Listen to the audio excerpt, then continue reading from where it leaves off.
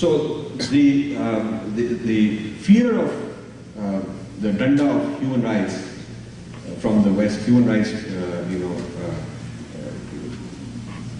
or the human rights admonishments and so on that India keeps getting, human rights condemnation, I should say, that is so deeply terrifying Indian leaders. They are willing to do this and say, "Arey Baba, please save us, don't condemn us," and whatnot, because they don't have a spine to stand up and talk back.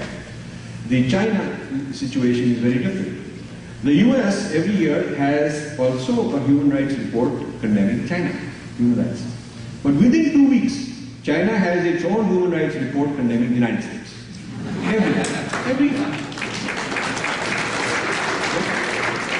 So, if you want to be considered, okay, we are one of the great nations in the world, if you want to be considered one of the great civilizations in the world, you must also have a center which studies other civilizations. China studies the West very systematically. And in India, I am running around trying to find such people. I don't find such people.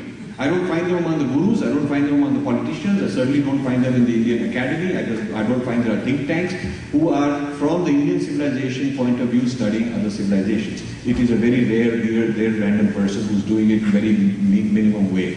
China has a whole cell that is studying human rights violations of the West. That is part of their study of the West. They're studying where is the Western economy weak, dollar, how to bring it down. They got plans. They're really studying it out very carefully to take over. And they will, at this rate, take over. And the US is kind of almost feeding that by begging them and so on.